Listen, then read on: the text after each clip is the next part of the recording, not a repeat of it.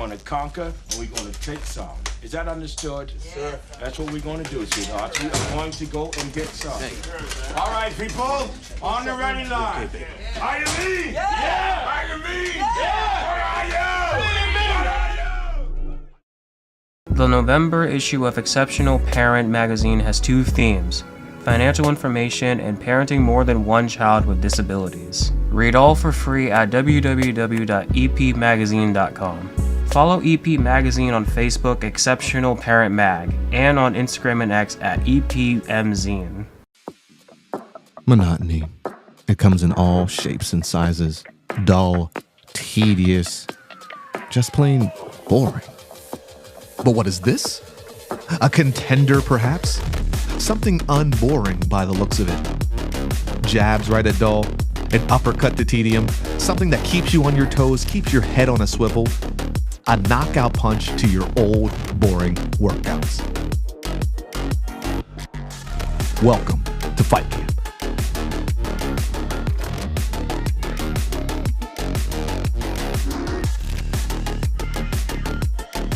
Oscar Mike Radio is a proud podcast partner of Reach Across America Radio, heard every Thursday at 11 a.m. and Sunday at 8 a.m. Eastern. They're also big supporters of the nonprofit I Got Your Six, Two Lives at Once. And with every wreath you sponsor through Oscar Mike Radio, $5 goes back to this great organization dedicated to making a difference in the lives of veterans, law enforcement, firefighters, and first responders battling PTSD. Two Lives at Once pairs these brave men and women together with dogs rescued from kill shelters. In this way, two lives are saved at the same time by saving each other. Donate now. Go to reachacrossamerica.org/Oscar Mike Radio to help. That's reachacrossamerica.org/Oscar Mike Radio.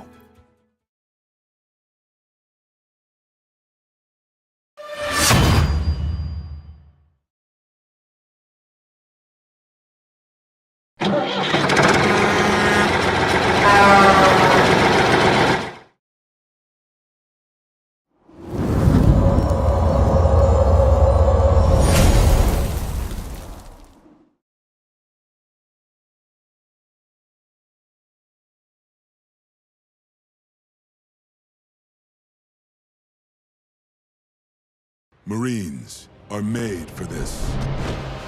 Made for the calling only warriors can answer. Made from an unshakable belief in our nation and a strength that comes from the determination to win together. But you'll have to earn your place among us, because you don't join the Marines. You become one.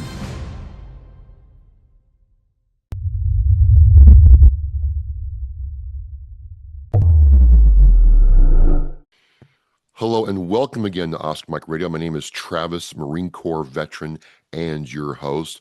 Oscar Mike Radio is co-produced with Sinister One Productions. What's your podcast doing? I want to thank my sponsors, Joyce Asack of Asack Real Estate and Danielle Rocco with Echo 6 Ranch, and my supporters, Cason Shaving Company, Exceptional Parent Magazine, and Fight Camp. Be your strongest combination. We are counting down to number 500, 10 years of Oscar Mike Radio. And I love how this show is progressing, where I talk to a guest and they're like, hey, I've got somebody else for you to talk to. And it becomes like this ripple effect. And today's guest is no exception. And we're going to be talking about eye care and glasses today, a first for Oscar Mike Radio. And so it's with great pleasure and honor that I introduce my next guest, Army veteran Sean Lewson with PDS Optical. Sean, welcome to Oscar Mike Radio. Travis, it's an honor to be here. I know we had some trouble, you and I, with our schedules setting this up, so I'm really happy that we finally got on each other's schedules to do this, and I'm looking forward to a good conversation today. Hey, we got a West Point guy and a Marine Corps Lance Corporal, Semper Gumby. We figured it out. We get it done, and right. Now we're here, and it's really, really cool because I didn't. It's just timing wise, it worked out great. And you'll understand here later. You start off in the military, and I'd like to get an idea of what your story was like. So tell us a little bit about Sean and how you got into the Army and what that experience was like, please. Yeah, great question. It's funny. Like, so I grew up in a military family. My father was in the army and served in Vietnam, and unfortunately, he lost his leg in Vietnam as serving in the 101st as a LERP. And so that, I kind of grew up like in that mentality, like I, grab his beret and stuff and like that he had and play army and all that. And then, as I got older, growing up in New Jersey, I would go to Army Navy or Army football games. And so I remember going up there, either in eighth or ninth grade and looking around at the campus at West Point. I don't know if have you ever been to West Point, I have Travis? not, no. It's an impressive place, just the history of it, the buildings, the statues, everything. So I'm like, a young whatever, and I'm looking around. I'm like, this is impressive. What is this place? And so, started looking into it a little bit more. And then this was in my freshman year of high school. I remember talking to my freshman year guidance counselor saying, hey, where do you want to go to school? It was a question to me, and I said, I'm looking at West Point, and he saw my grades, and they were not off to a good start through the first semester. So I kind of took that as a challenge to kind of self-correct, and then got into West Point, and so started there in '98, and then graduated in 2002. So during that time frame, our country was attacked. We went to war, and so commissioned as an infantry officer out of West Point there. Did time down in Benning with the school's basic course or the officer course, Ranger School, Airborne School, all those fun things. And then was stationed out in Fort Wainwright, Alaska. So that was, yeah, yeah, What was that pretty like? that was interesting. So, it's like you get there in the summer, so that's when I showed up, and it's, 24 hours basically of sunlight. So it's very interesting, a different experience there. And then the inverse in the winter, super cold. I remember being like 56 below at one point. Like at one point, like that's without wind chill. Like you see like on the banks, like the sign, like the temperature, how cold it is, and then it's super dark there too. So served in Alaska as an infantry platoon leader, deployed to Iraq, went into Mosul, Iraq there in the 2005, 2006 timeframe while the Iraqis were voting on their constitution. So did my tour there, and then came back kind of early. I went to try it out for Special Forces assessment selection, and then because I was kind of at a decision point in my career in the military.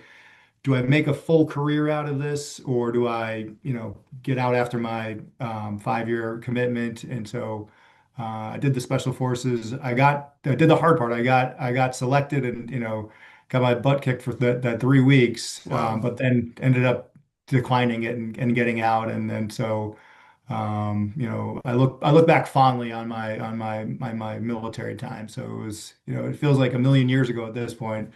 But I'm sure it probably feels the same way for you. But a lot of the military time really shaped kind of my leadership abilities, my character, and anytime anybody asks me about if their child or whatever should look into the military, I'm a strong advocate there too. So that's kind of my background on military. I'm always curious then how the transition out of the military was for Yeah. you because, some of us enlisted think officers get a stretched limo pulling up to the gate and there's a red carpet and all that stuff. And it's not, but, it's still kind of a mystery. And, everybody's story is different, but how was your transition out? Yeah, it was difficult. I remember it being difficult just because when I got out, it was like 2007, and so I just came back from a deployment, and then you're in that mentality of like trying to stay plugged in, like what's going on over there, and it was really hard to kind of readjust back into the civilian life there. Like I remember being out looking around, like just looking at people, like never everybody doesn't really know what's going on, like out there, like what's going on overseas. But you adjust back into the that mentality, and then I was trying to find a job really, like trying to figure out what to do, and use a network of friends, family to kind of connect in, and then so I found a company I ended up working for, thankfully for 15 years. It was a Fortune 500 insurance company called Unum. I worked there in sales and then sales leadership roles there, and had a great time. So I was fortunate in that I found a great company. But there was that Yeah. difficult kind of transition in the beginning, which I'm sure a lot of folks, it's just a different sort of mentality of like the people that you're working with in the military, and then, stepping out into the civilian workforce there too. But yeah, Fascinating, fascinating. So there are challenges, and you got through them. You found a job, which is very important, and then you kind of yeah, made your way. And which gets us to this good part of, you know, how in the world you go from, being an infantry officer, leading, infantry platoons in a company, to insurance, to optical services for veterans. Like, how does yeah. that happen, Sean? Well, I think it's an obvious transition, right? No, I'm joking I was, there. yeah, you gotta break It's it down Lance Corporal style, sir. it's not at all. That's a fantastic question. So like the quick is, I was happy in my previous company with things there. So PDS, which I'm now the CEO of, was founded by my uncle. And I say uncle, but it's like my dad's best friend growing up from Brooklyn. So like, it was Uncle Rich, but there's no blood, but like, he's Uncle Rich. He's always been around for so Rich Murray, he started up PDS Consultants 25 years ago, and so what it was we would bid on government contracts, VA contracts for eyeglasses, making prescription eyeglasses, and then would subcontract them out to optical manufacturers and stuff like that. And then so it, grew slowly. He didn't, jump in and win a contract. It took some years for them to do that and build a name. But then when they did, when he did, it grew from one contract to two contracts. And then later down the line, my father stepped into the company to help there too.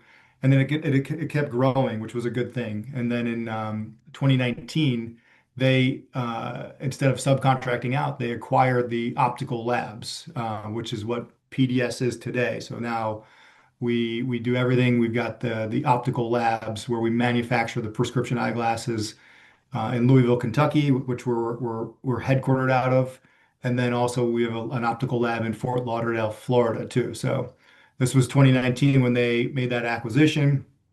But then right around then, shortly after, they're getting into their 70s at that point. So they're looking like, hey, we should maybe look at succession Yeah, planning. And yeah. so I remember my dad. So back to your question of like, how do you get into it? I remember my dad talking to me about this, and he's like, the company's doing well, and I never really knew like the magnitude of it too. Like he would talk to me about it, and I would kind of get glimpses of like what's going on at the company there too. And so he's like, hey, we'd like to maybe see if you'd step in and be if you want to step in and take over maybe down the line. And I'm like, I don't really know much about eyeglasses. Like I know how to lead and I know how to motivate and all those types of things. And I've got an MBA, and so so I know how to, I think feel like I know how to run a business. But anyway, so I stepped in as a consultant while doing my other job behind just to kind of get a feel for the company. And then the more and more I got ingrained within PDS and just learned about our company, our mission, the people that we have there, it was a no-brainer, really. Like we've got a great operation, and so unfortunately, my father he got sick with COVID in 2021 and passed away, and so it's accelerated the timeline for me to step in, and so I've been in the role now as CEO for 3.5 years now. So that's kind of the roundabout way I got into this company here, and again, I'm extremely grateful for what I'm doing, for what the people I'm leading. Like I mentioned, we've got a great operation, and more importantly, a good mission, which I remind my team about each and every day. Just explaining the why of what we're doing. What is the why then? Just Yeah, clarify it's it. simply we're providing high quality, affordable prescription eyewear for our nation's veterans. And so, each and every day, we're making a lot of eyeglasses too. So Between the two optical labs that we have, we'll make over 1.5 million What? prescription eyeglasses every year. Yeah, yeah. So, and we try to remind our people of that. Like these glasses that we're making here, that's going to go on a veteran that has bravely served our country here too. So, it's a noble mission there. So it's kind of fun when we're bringing it back to our why always. Okay, sir. So let's see if the Lance Corporal can play this back Marine Corps style. Yeah. Essentially, you are like the four eyes lens crafters for the VA to provide glasses to veterans. Essentially, we are. Yeah, we're in. We're serving probably 80% of the Yeah. veteran out there in terms of the contracts that we have. We're in 40 different states. We've got 680 people working for us at PDS, and so it's impressive what they built and what I've been trying to keep going here too, at PDS. So Yeah, so many questions come out of this because I thought before we started talking that, well, the VA would just use literally lens crafters or Four Eyes or some other company and just sub it out like you yeah, do a lot of stuff and you get your glasses from them. But you're saying that's not the case, is a veteran comes in and they go to yep, ophthalmology, they get assessed, and that doctor says, hey, you need a prescription. And then exactly. that comes to you all and you fill that prescription. Yeah, yeah, yeah. The way it's set up, that's a Wait a minute, good, wait a minute. Sorry, time out, sir. And it's done right here in the United States. exactly. Yep. Get Yeah. out. Yeah, yeah. I'd love to, I offer this up too. Like if you're ever in Louisville or in Fort Lauderdale, we'd love to have you at our lab. It's amazing what goes into like a pair of glasses. Like, I was blown away because each individual person's vision is unique to Right. themselves.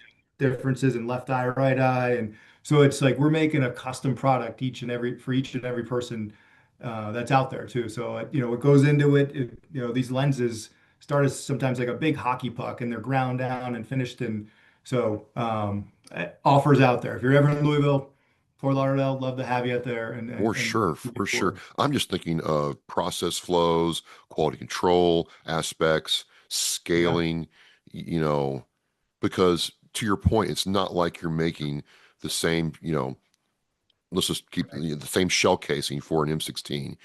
Yeah, Every unit is different, yep. but it Oh still has yeah. to meet a quality standard and all that, right, sir? Yeah, yeah. Those are good points because so what we've done is there's a lot of automation out there in the Really? Okay. optical world now too. So there's the machines are, we've got a lot of calibration and automation that we're using. So both of our optical labs are fully automated. We've got, conveyor systems moving things around there too. We've got highly skilled employees there that have been in the optical industry for 20, 30 years.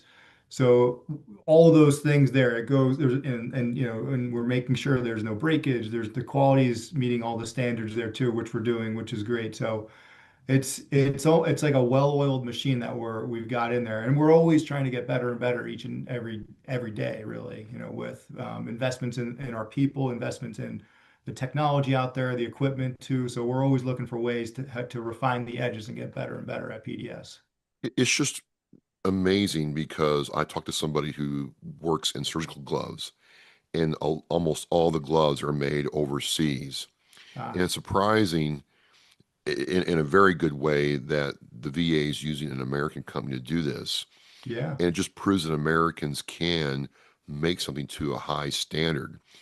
yeah, You know, you talk about your leadership abilities, not only from the academic side, having your MBA, but also from your Army experience. How do you lead your people when the orders are high and you're trying to get end of the quarter to keep their mind on the mission daily? Because yeah. there's no days off, there's no time off to take a break. Yeah, no, that's a good.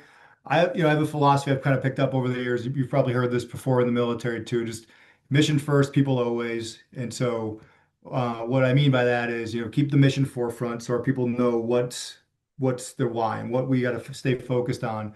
And then the people, we got to make sure we're taking care of our people. And thankfully, we've got great people at PDS. I've got great leaders, great director team there too that we have. So I make sure our folks know what's expected, and then our team executes. We've been doing this a long time now. We've been doing this for over 25 years, our company, and we're constantly, like I mentioned, we're bringing in new people into the operation. We brought in a process improvement director last year, and like I said, we're doing well. But like that, this person's role is to make us better. And so, sometimes change is not always welcome, but change is. But as a leader, you need to break a few eggs there and mix things up a little bit before so you can get better. So it's Well, talk to me about that for a second, sir. yeah, Change is constant, right? And I understand this, absolutely. but it's hard to make change when it's not broken, right? It's like Yeah, you have a process, you have a procedure, you have a set of policies, and the outcome is right. The outcome yep, is cost efficient, and the outcome is, in a sense, fault tolerant. It's easy to see if there's deviations there. yeah, And then it's hard to sell me on we're going to change things, but I'm like, it's not broken and it's not right. expensive. Like how do you have that conversation? Yeah, no, you got to get buy-in from like who's going to be, bringing that down from top down really. And so, yeah, maybe it's not broken today, or maybe there's things that are not fully working the way it is.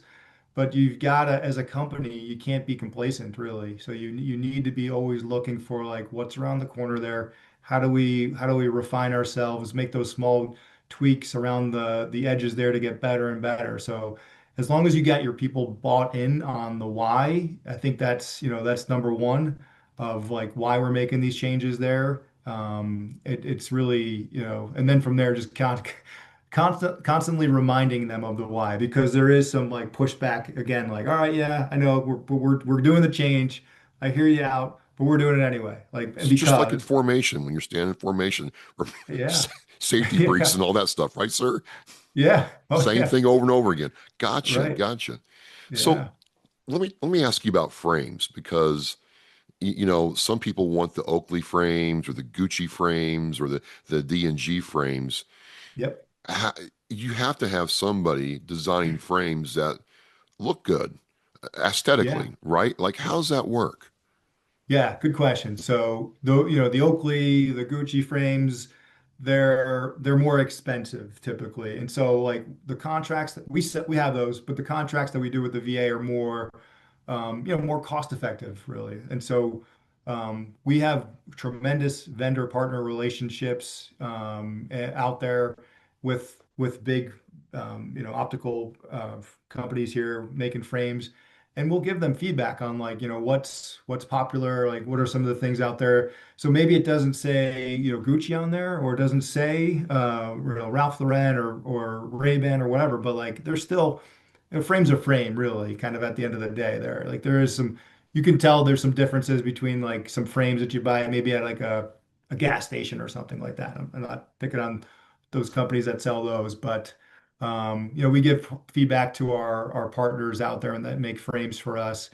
We buy their frames. That here's some of the popular frames that veteran men and veteran women are buying, and we're always constantly maintaining those lines of communication with our frame vendors there to make sure that we're serving our veterans, and we'll tweak the contracts too with our VA contracting officers, and we'll say, hey, we're seeing that these frames are not as popular, and we would recommend maybe looking to put some of these frames on there and just kind of make it better for the veteran when they're going into the optical shops to the VAs there. Yeah. So everybody has competition. Yeah, Do you all have a competitor in the VA space?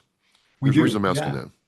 Yeah, there's several competitors that are in this space here too. So the the way that like so it's very structured, the process that these contracts are issued. They'll issue out a formal solicitation with questions back and forth through the VA, and then they'll put out a bid in terms of price, and they'll look for like the best value. They'll look at experience, pricing, and then some other factors there too, whether or not you can do that. So and also a good thing is, too, a lot of these contracts are set aside due to the Vets First Act of for service disabled veteran-owned small businesses, which PDS is. And so there are a couple other companies that are in this space here too. So yeah, it But, gets competitive. but still, your company has been around for 25 plus years. Yeah, That would lead me to believe, looking at your company before we start talking, is again, you've delivered on those contracts at a high level. The VA has a yeah. comfort level with you. And more importantly, the veterans like the product. Absolutely. Yeah, we have, again, we take our jobs very seriously. We, as a veteran, these are just not words. Like I'm proud to be serving veterans here, and we do have very good ratings on, our contracts with the current contracts we have. It's very structured too, like, military and government in terms of like performance. We have to deliver weekly performance metrics to them, and we're hitting all our marks there and exceeding them, across the board, which is, again, it's a good way for us to push ourselves and show the VA that we're doing our jobs too. We'll come back to glasses in a second. I just, while we're Yeah. in the subject of competition, have you guys ever thought about, competing with the lens crafters or Four Eyes out in the civilian sector, or do you all do that now? Great question. They're big. We feel like we're pretty big, but we're not, Okay, that's like the billion-dollar companies out there like Essilor and Luxottica. Um, so where I'll go with this, we're always looking at, business development opportunities within our company, right? So we do a lot with 99% of our business is with the VA. And then so we have four other pockets of business there too. We have an e-commerce website called Lens Factory where, let's say you got those Gucci frames there, but then you're getting older and your prescription has changed. So you're getting, your vision has changed, and you send those frames into us, and we can put in your new prescription there. So that's, one of our side businesses there. We also have a safety business. So it's funny, I mentioned Louisville, Kentucky. We do a lot of the bourbon distilleries down in that area there in terms of like safety glasses for their workers. And then we have safety contracts throughout the country too, which is something we bid on. We also have a retail store, local retail store in Louisville, where you can come in and buy glasses similar to like a lens crafters. And then we also do some Medicaid business there too. So those are sort of like our side businesses, but we're always looking at like, how do we kind of grow, or what are some other things that we're not doing? And those types of questions that you just asked there are things that we talk about as a leadership team. So sure, we're not quite sure. there yet. Yeah. I want to talk about the actual lens itself because there's just a lot I don't know. Is the lens still glass? It's my understanding that some of these lenses are some type of plastic. I don't Yeah. know much about them. So how's the lens process work? Yeah. So glass is really obsolete now. So it's, Really? yeah, it's just not it's not the best materials out there. So like in the 70s, 80s, there's been like, more plastic polycarbonate lenses there. It's just better for seeing, more clarity there, more durable there too. So like the lens, industry and technology has really changed there too. So it's more like plastic based, or plastic or polycarbonate products there for lenses that we use. Yeah. Now, just educate me here.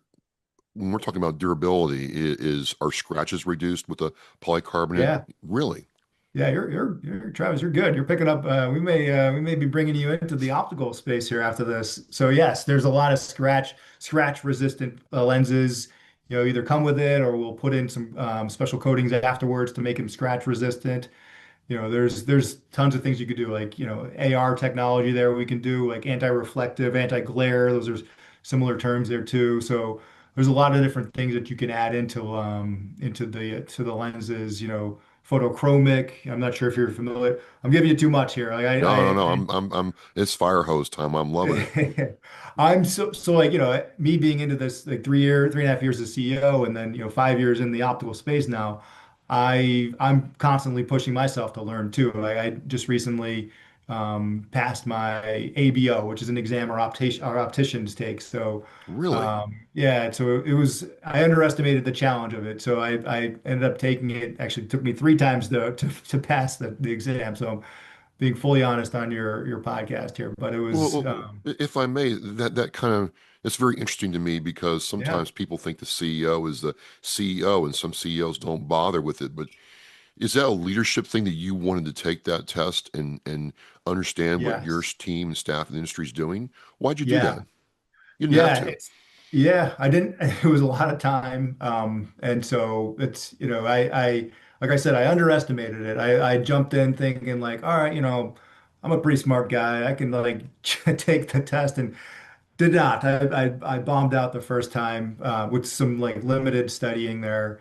And then so the second time I studied more and I was very close and I just missed it. And then the third time I was good. I aced it there. But it was because again, like our opticians are expected to have their ABO. And so we have a training program that we put our opticians through if they don't have it now. And it's just really it's good for me like to learn about the eye and like the manufacturing process there too. It was a very good education program there too that helped me learn a lot more too. And so you know again I've been doing this 5 years now in the role, but there's still things I need to learn, and it's helpful to understand that. I guess I do have great people like I mentioned, and I trust them to know what's going on. But as the CEO, I feel like it's important for me to have that knowledge as well too. So Well, I'm it's just trying to this push theme myself. of you're always learning. Absolutely. You're never stopping learning. You're always learning. And Yeah. again, some people think, well, CEOs don't have to learn. They're already at the top. But you're Yeah. saying, you know what, in order to be better myself and better for my company, I had to go Yeah. through this process. And yeah, it was Oh, humbling yeah. at first. Absolutely. I I'm think it's a very always important thing to cover. That's a good point. I'm always trying to learn. Like so, I joined a group, YPO, this past year, Young Presidents Organization. It's a multinational organization for presidents and CEOs to connect, talk about their companies, the challenges, the good things, and learn from each other there too. So it's been a really good network for me to just to connect in with like-minded peers and share things that are going on and learn from them and try to bring those into my company and make ourselves better. So always trying to learn really is the what you said there.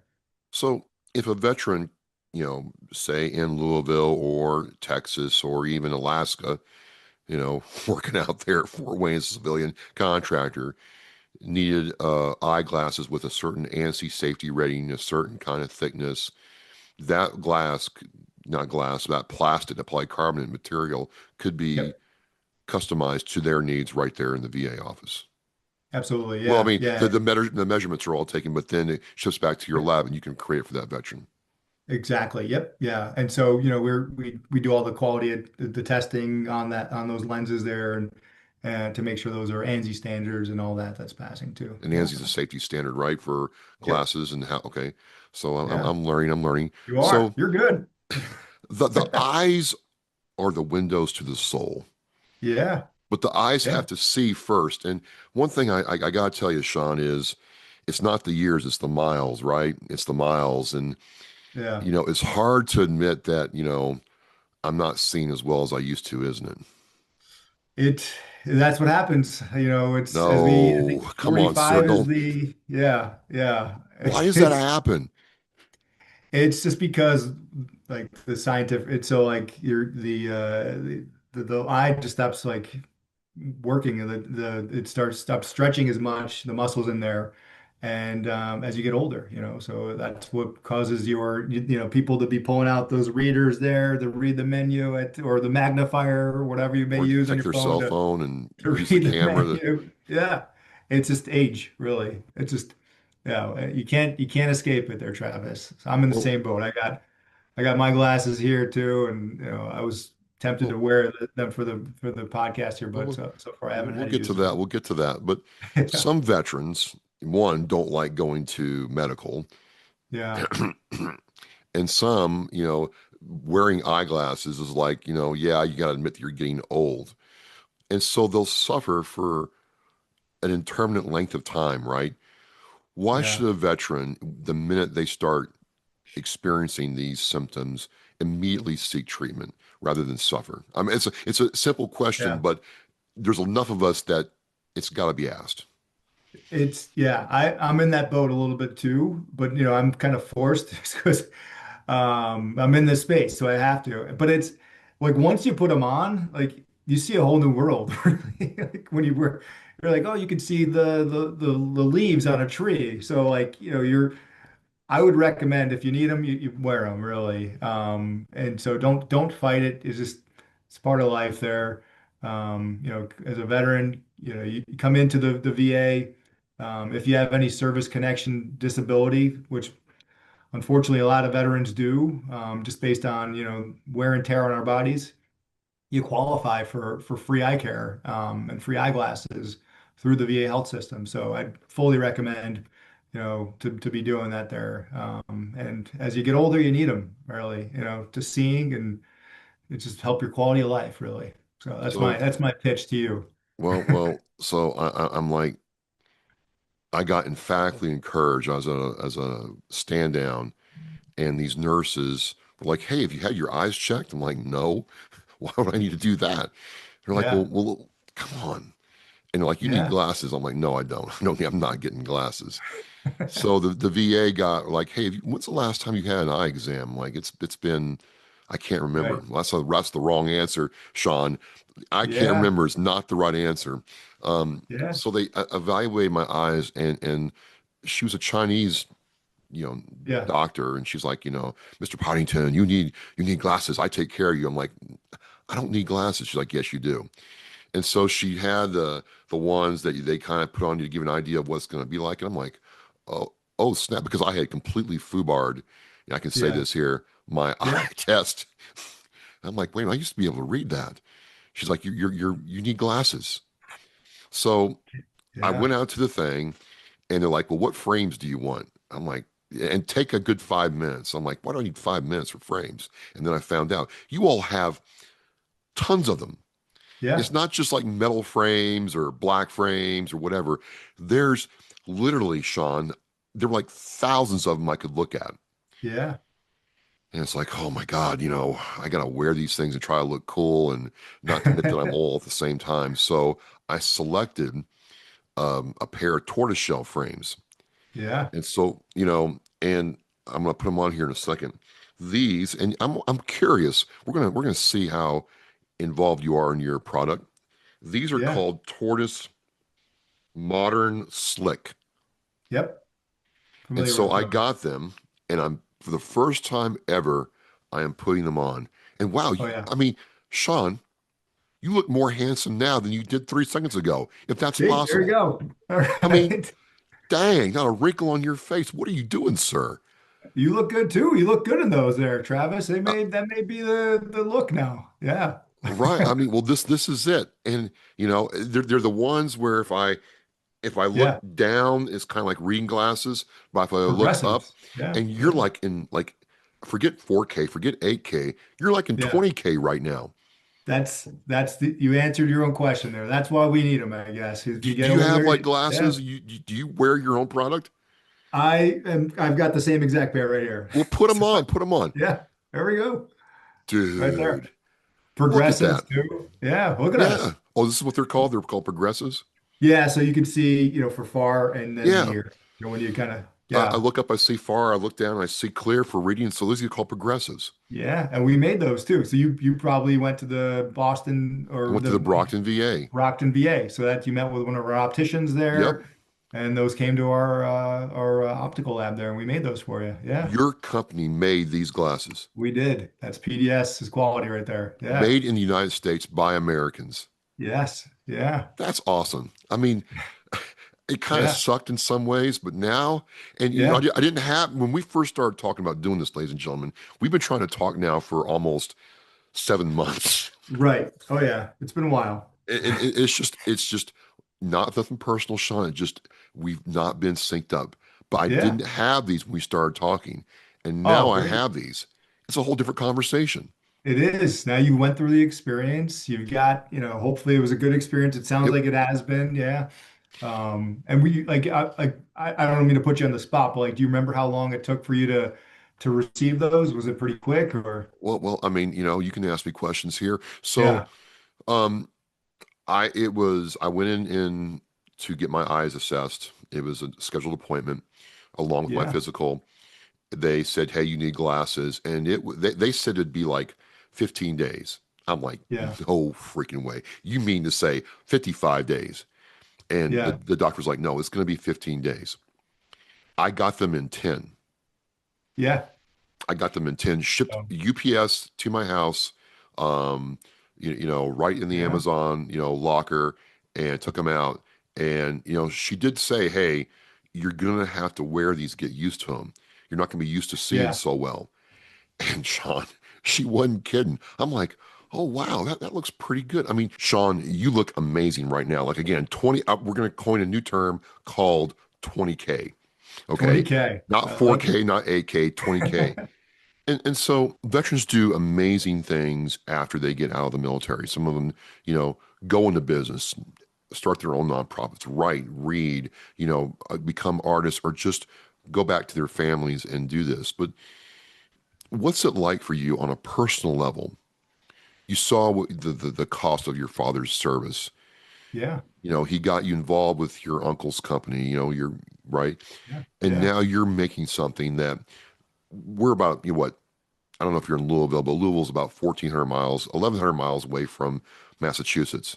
yeah, And something half a country away is being worn right now by a veteran. And you didn't even yeah. know this before we started talking.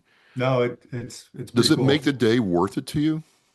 It does, again, again, like just standing back and like thinking about our mission, what we're doing. Like you're a veteran, you've served wherever, right? Like and done great things for our country and millions of veterans we're serving each and every year. And so like again, like just proud as a veteran to be doing that and carrying on the tradition that my uncle Rich Murray, my father, and our company has really started. And so it's just fun. Like I even have like a friend that had reached out to me, like who I served with in Alaska as a platoon leader in the same company.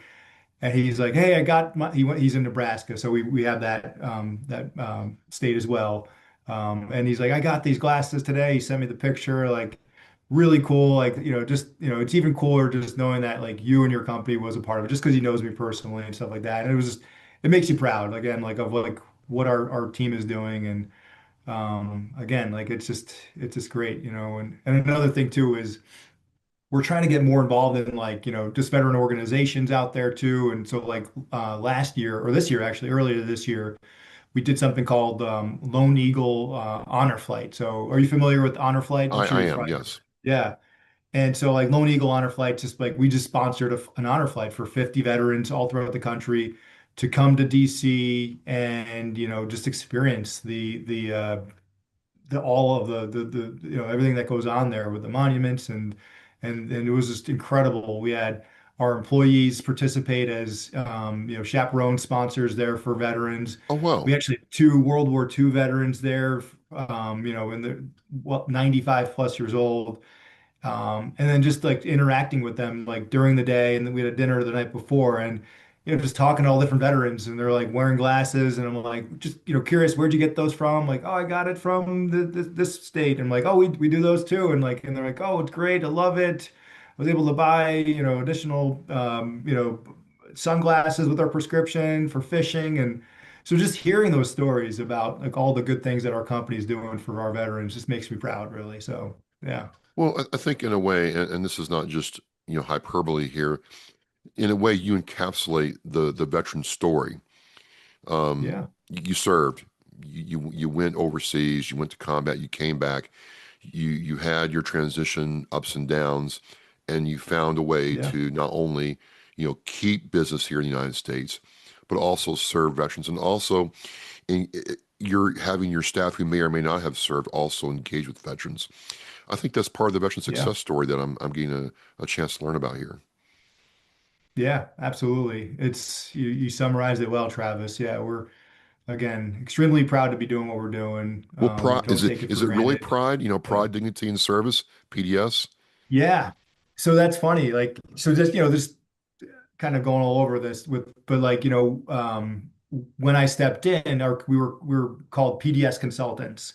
And that doesn't really ring optical. So I was like, all right, let's rebrand. So you could see, the PDS Optical with the eyeglasses, and we rebranded. That was kind of fun and as a leadership team to kind of work through that. And then it's funny too. I was talking to our director of our lab operations in Kentucky, and I'm like, hey, do you know what the PDS stands for? And he's like, he made up something. I don't remember what it was, but I'm like, no, that's not right, and that's a problem. Like, and so it was like pride, dignity, and service. And those are three of our core values as a company there too, and that we try to instill within our employees. So just like the little things like that, like reminding of the mission, just instilling the core values with our employees there, and just kind of, that branding piece there, just making sure our employees know like the good things that we're doing for our veterans, and just the little things like that I've been trying to push within our organization there too. So.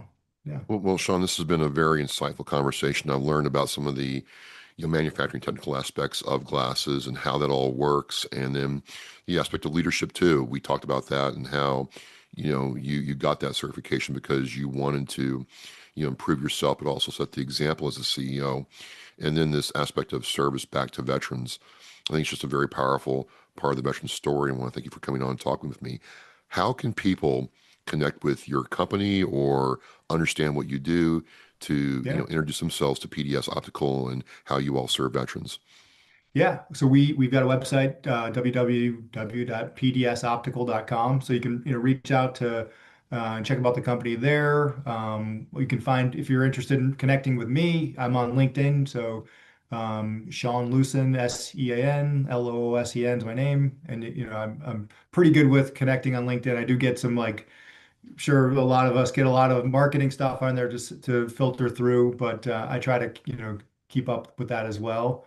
And we're on some of the socials as well. I think we've got a Facebook PDS optical site that our marketing team manages. So those are some of the ways to get in touch with us. Well, Sean, my promise to you is next time I got time in Fort Lauderdale and/or Louisville, I'll definitely reach out to you and would love to. I'd be honored to take a tour of the factory. I enjoy wearing my glasses, even though part of me is like I'm trying to be cool, but no, it's certainly a game changer and improved my life. So I want to thank you for coming on and talking with me. This has been fun, Travis. This was a great conversation here. I really enjoyed connecting with you. And that offer stands. So anytime you're down there, pop in, let me know, and we can set it up. And I just want to wish you congrats on your 10 years here coming. So this is that's exciting there. So great work for you. Thank you very much. Thank you, Evocati PR. Look, folks, you have the quintessential veteran story right here. I hope you learn from what Sean is doing and his experience. Made in America right here on my face, on his face. We're matching right now. Again, thank you so much. This is Travis with Oscar Mike Radio, and we are Mission in Flight. We'll see you next time. The biggest fear Gold Star families have, that their child will be forgotten. We need to never forget freedom wasn't free. It's the fact that they give us the life we have now. We should remember them and give thanks to them. If I can be a part of something today that's going to make the surviving family of any of these veterans, these heroes, feel better tomorrow, then it's worth it. That one wreath symbolizes one family that was able to smile because of the generous donations. To sponsor a wreath and honor a veteran, visit wreathsacrossamerica.org. Thank you for listening and watching Oscar Mike Radio, where our active duty service members and veterans are in action and the mission is in flight. Oscar Mike Radio is an oversized load Co-Sinista One production. If you are a veteran or know a veteran who needs help, please dial 988 and press 1 for the Veterans Crisis Line.